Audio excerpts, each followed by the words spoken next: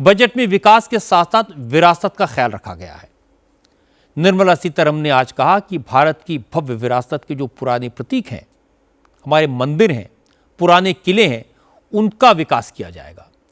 20 पर्यटन स्थलों पर 10,000 गाइड्स को ट्रेनिंग देने के लिए एक पायलट प्रोजेक्ट शुरू किया जाएगा, जिसके तहत 12 हफ्ते का स्टैंडर्ड और हाई क्वालिटी ट्रेनिंग कोर्स कराया जाएगा।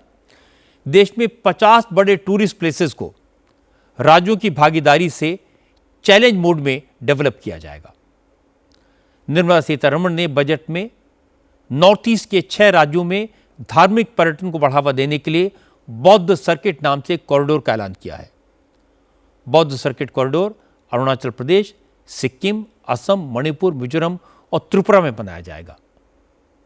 कल्चर और टूरिज्म मिनिस्टर गजेंद्र सिंह शेखावत ने बताया कि टूरिज्म सेक्टर में लाखों लोगों को रोजगार मिलने की संभावना है, इसीलिए बजट में इस क्षेत्र पर विशेष ध्यान दिया गया। देश में एम्प्लॉयमेंट जनरेशन के एक बड़ी अपॉर्चुनिटी के रूप में पहचान करते हुए माननीय वित्त मंत्री जी ने और माननीय प्रधानमंत्री जी की प्रेरणा से टूरिज्म सेक्टर और कल्चर दोनों को अगर मैं साथ जोड़ करके देखूं, उन दोनों को एक बड़ी प्रमुखता और प्राधान्यता इस बजट में दी है। माननीय वित्त मंत्री जी ने 10,000 टूरिस्ट गाइड्स को ट्रेन करने की एक पायलट योजना की चर्चा की है, जहां हम उनको IIM के साथ में मिलकर के उनको ट्रेनिंग कराएंगे, उनके कोर्स मॉड्यूल को तैयार करेंगे, हाइब्रिड टेक्नोलॉजी से उनको ट्रेन करेंगे और उसके साथ साथ में उनको टेक्नोलॉजी ड्रिवन स्टोरी टेलिंग के लिए इक्विप करेंगे। इसकी चर्चा की है। और इस सब के साथ साथ में हॉस्पिटैलिटी क्षेत्र में ह्यूमन रिसोर्सेज के ट्रेनिंग के लिए जो इंडस्ट्री की आवश्यकता और समय की मांग है, उन्हें नेशनल इंस्टीट्यूट ऑफ हॉस्पिटैलिटी बनाने की चर्चा भी माननीय वित्त मंत्री जी ने की है। ये सारी बातें सुन के आपको लग सकता है कि बजट में शहरों के लिए तो इतना कुछ है, सरकार का फोकस शहरी क्षेत्र के विकास पर है, लेकिन गांव का क्या होगा, किसान के लिए क्या किया गया है। विपक्ष के नेताओं ने भी आज ये इल्ज़ाम लगाया कि ये गांव गरीब किसान के लिए कुछ नहीं है, लेकिन सरकार का दावा है कि डिफेंस, रेल और मैन्युफैक्चरिंग के बाद बजट में सबसे ज़्यादा गांव के लिए, गरीब के लिए और किसान के लिए दिया गया है। जी राम जी योजना के लिए 95,000 करोड़ रुपए से ज़्यादा की राशि रखी गई है। मनरेगा स्कीम बंद हो गई है, लेकिन कुछ राज्यों में मनरेगा के पेमेंट्स रुके हुए हैं। उनके भुगतान के लिए निर्मला सीतारमण ने 30,000 करोड़ रुपए की व्यवस्था इस बार के बजट में की है। और किसानों के लिए अच्छी खबर यह आई कि अब किसान क्रेडिट कार्ड के तहत सब्सिडी वाले शॉर्ट टर्म लोन की सीमा 3 लाख रुपए से बढ़ाकर 5 लाख रुपए कर दी गई है। तो इससे करोड़ों किसानों, मछुआरों और डेयरी किसानों को आसानी से सस्ता लोन मिलेगा। सरकार ने आज साफ किया कि किसानों को सालाना 6,000 रुपए की मदद देने वाली PM किसान सम्मान निधि योजना जारी रहेगी। इसके लिए 63,500 करोड़ रुपए रखे गए हैं।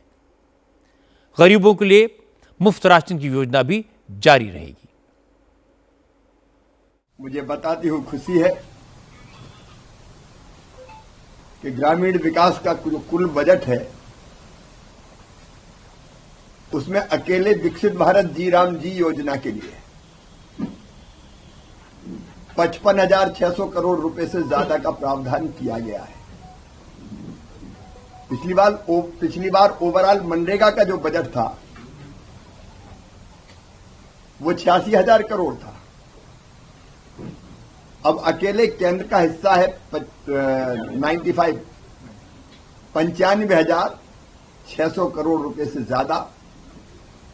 इसमें राज्यों का अगर हम मिलाएंगे तो ये 1,51,000 करोड़ से ज्यादा हो जाएगा, जो अपने आप में ऐतिहासिक और अभूतपूर्व है।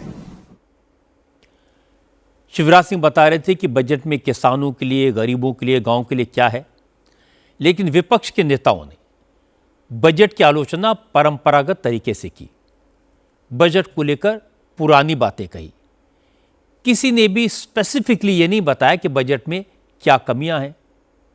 राहुल गांधी ने कहा कि युवाओं के पास नौकरी नहीं है, निवेशक के पैसे डूब रहे हैं, लोगों की बचत खत्म हो रही है, किसान परेशान है। लेकिन बजट में इन सब इश्यूज पर कोर्स करेक्शन करने के बजाय समस्याओं से आंखें बंद कर ली गई। तो जो बात राहुल गांधी ने सोशल मीडिया पर लिखी, करीब वैसी ही बात कांग्रेस अध्यक्ष मल्लिकार्जुन खड़गे कागज़ पर लिख कर लाए थे। तो उन्होंने कहा कि इस बजट में न SC/ST के लिए कुछ है, न OBC के लिए कुछ है। तो उन्होंने जो कहा वो भी मैं आपको सुनवा देता हूँ। असमानता ब्रिटिश राज के दौर के स्तर को पार कर गई है, इनइक्वालिटी, लेकिन बजट में इसका जिक्र तक नहीं किया गया है। न ही SC, ST, OBC, अदर पिछड़े हुए लोगों के लिए, इकोनॉमिक EWS के लिए, अल्पसंख्यकों के लिए इसमें कुछ सहायता का प्रावधान उन्होंने नहीं बनाया।